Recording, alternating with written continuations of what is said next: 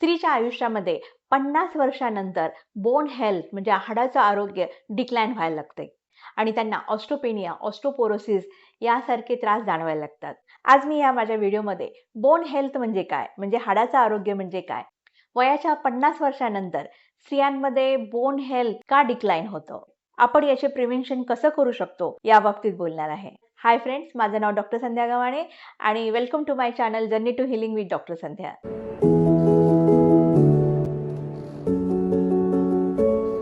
आपल्या शरीराचा संपूर्ण भार हे जे स्केलेटन असतं ते सहन करत असतं. आपले हाडं ठिसूळ झाले, कमजोर झाले, आपल्या संपूर्ण शरीर रचनेवर याचा परिणाम होऊ शकतो.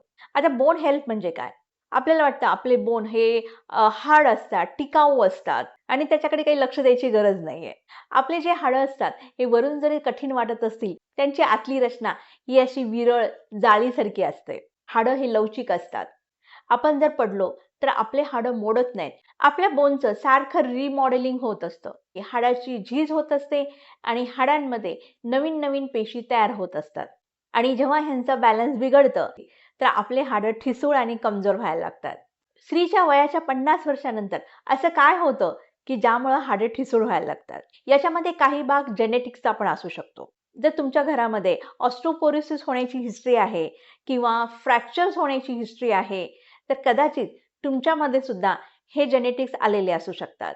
50 वय हे पेरिमेनोपॉज आणि मेनोपॉज यांचं वय असतं. हाडाची मजबूती टिकून ठेवण्यासाठी इस्ट्रोजन या हार्मोन्सचा खूप मोठा रोल आहे.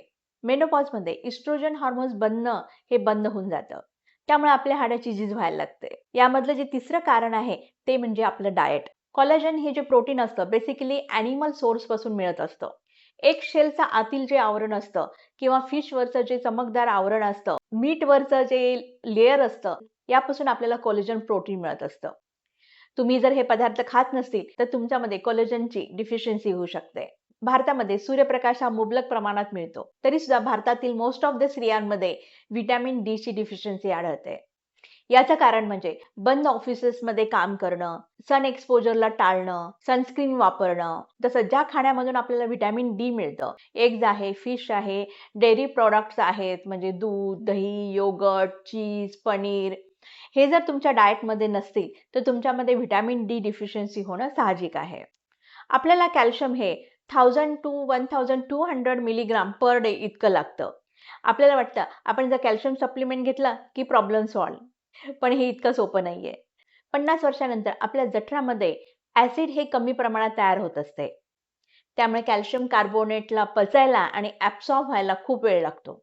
काही जणांना ह्या सप्लिमेंटमुळे ब्लोटिंग होणं, ऍसिडिटी होणं, गॅसेस होणं, कॉन्स्टिपेशन होणं असे काही जीआय ट्रॅक्टचे साईड इफेक्ट सुद्धा जाणवू शकतात.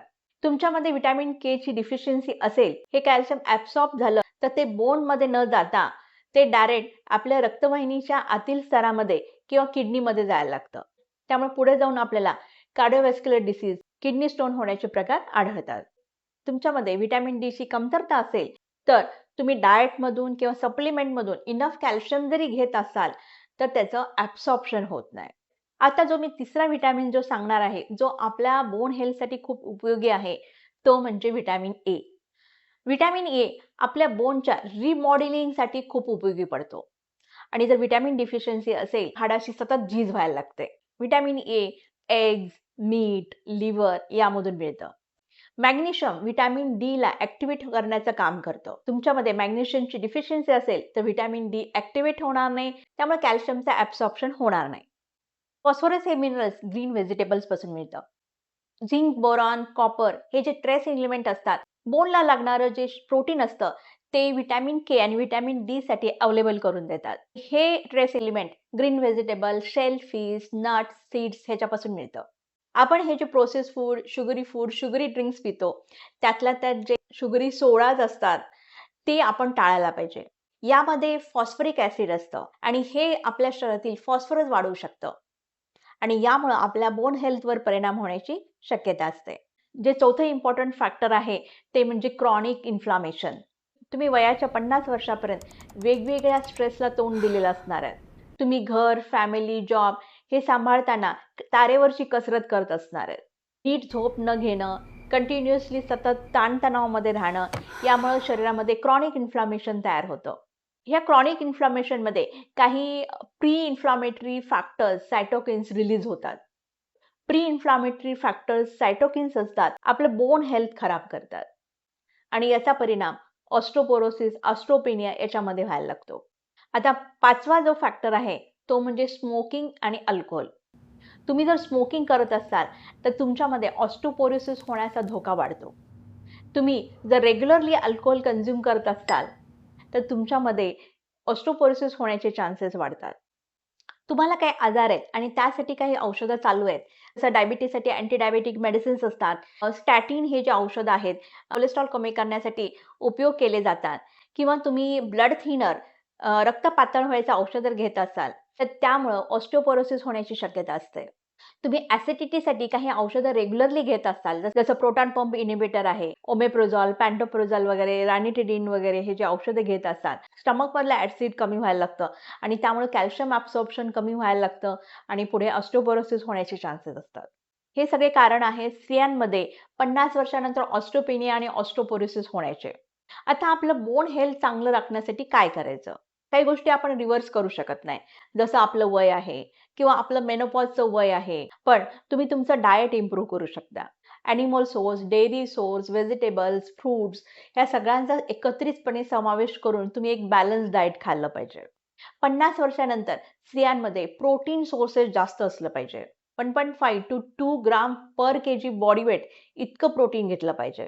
जर तुम्ही व्हेजिटेरियन असाल आणि तुमच्या डाएटमध्ये जर प्रोटीन सोर्स कमी असतील, तर तुम्ही व्हे प्रोटीन अशा सप्लिमेंटचा उपयोग करू शकता. तुम्हाला कॅल्शियम रिच डाएट घेतलं पाहिजे. तुमचं डाएट हे कॅल्शियम रिच नसेल आणि तुमच्यामध्ये जर ऑस्टिओपोरोसिस असेल, जर तुमच्या डॉक्टरनी तुम्हाला जर ॲडवाईस केलं असेल, तर तुम्ही कॅल्शियम सप्लिमेंट घेऊ शकता. पण मी तुम्हाला असं रिकमेंड करेल, जे 500 मिलीग्राम कॅल्शियम असतं, ते तुम्ही डेली फक्त 1 टॅबलेट घ्या. उरलेलं जे कॅल्शियम आहे, तुम्ही डाएटमधून घेण्याचा प्रयत्न करा.